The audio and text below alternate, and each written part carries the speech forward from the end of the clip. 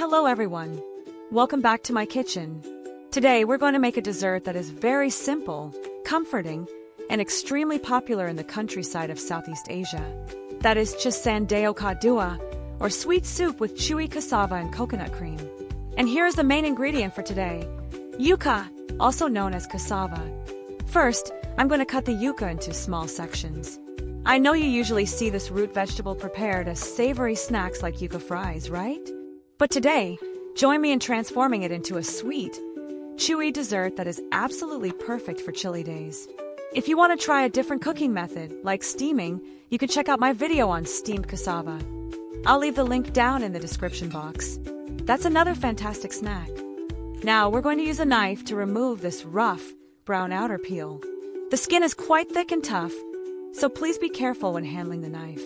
Remember to put on gloves to prevent the sticky sap from getting on your hands. After peeling, I'll soak them in a bowl of diluted salt water. After that, I'll pour out the soaking water and thoroughly rinse each section under clean running water. This meticulous cleaning process is the secret to completely removing the exterior dirt and the slightly bitter taste of the sap. This ensures our dessert is left with only sweetness and a soft, nutty flavor. Next, let's prepare a bowl of diluted salt water. Add about 2 tablespoons of salt. Then use your hand to stir until the salt is completely dissolved. This water will be used to soak the yuca right after I cut it into small chunks immediately following this. Next, I'll cut each section in half, then divide that in half again, and then chop them into small chunks like this. Slicing them into small pieces like this will make the next step much easier. And here is the most important step I want to point out. You need to soak these yuca pieces in clean water for about 6 hours. Why soak it for so long?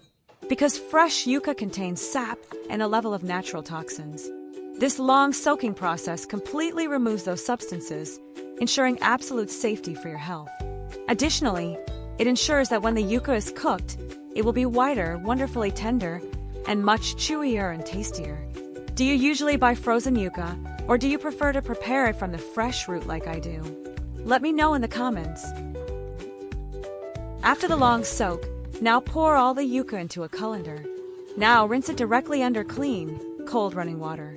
Use your hand to stir and ensure the water reaches every gap, washing away the excess starch on the surface. We won't just do this once. Repeat this process. Drain the water and rinse with fresh water about 2 to 3 more times. It might sound like a lot of work, right? But in Asian cuisine, patience during the preparation is the key to achieving a safe, pure, and perfect dish. Now let's prepare a pot of water and a steamer basket so we can steam all the yuca. Now, pour all the drained yuca into the steamer basket. Remember to spread the pieces out evenly across the entire surface of the steamer. Don't let the yuca pile up too thickly in one spot. Spreading them out like this is crucial. It helps the hot steam circulate through the gaps, ensuring every piece of yuca is cooked evenly and at the same time. Now, cover it with the lid to lock in all that heat. We're going to steam this for about 15 to 20 minutes. While we wait for the yuca to finish cooking, let's switch over to the fresh coconut. I'm using a shredder to grate the coconut into thin, long strands. You might be used to using desiccated coconut from pre-packaged bags, but trust me, freshly grated coconut like this has a natural moisture, richness, and crunch that dried coconut simply can't compare to. After shredding, I'll transfer them to a separate plate.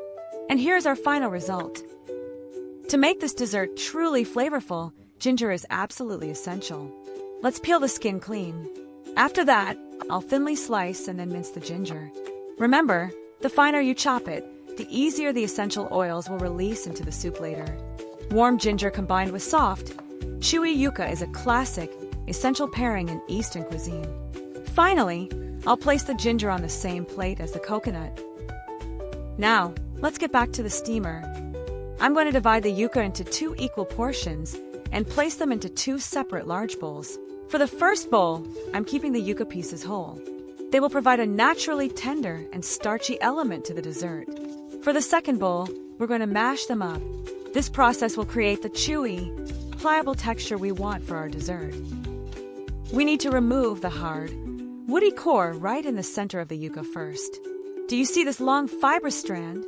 It's very tough, and cannot be mashed. Make sure to carefully filter it out from every single piece. Next, we're going to turn these yuca pieces into a smooth, pliable mass. Use a large spoon or ladle and press down gently yet firmly. You should definitely do this while the yuca is still warm, as mashing it now is much easier than waiting for it to cool down. To ensure a perfectly uniform smoothness, we will then mash it directly with our hands. Put on gloves and feel the texture. Squeeze and knead thoroughly until the mass is fully blended and there are no more lumps. Now for the golden ratio formula to create the perfect chewy texture. First, add 1 ladle of glutinous rice flour. Next, add 1 ladle of tapioca starch.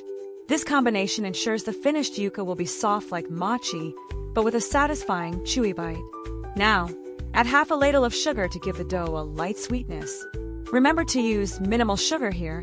After that, add water gradually. This is a critical step. Pour the water in slowly while you mix. Do not dump it all in at once, or your dough will become runny.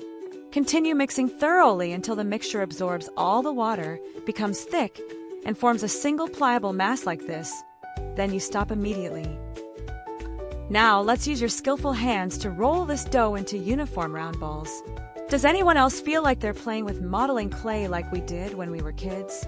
A quick tip, try to roll them expertly and keep them all the same size. We don't want a mix of large and small pieces. After rolling, gently place them on a clean cutting board, making sure there is space between them so they don't stick together. And ta-da! Here is our finished product. The next step is making the sweet syrup. I've prepared a pot of water and I'm dropping in 2 chunks of palm sugar. This sugar has a very special, natural caramel aroma, and it's not overly sweet or cloying. It's also the secret to creating that beautiful, sparkling amber color for our dessert.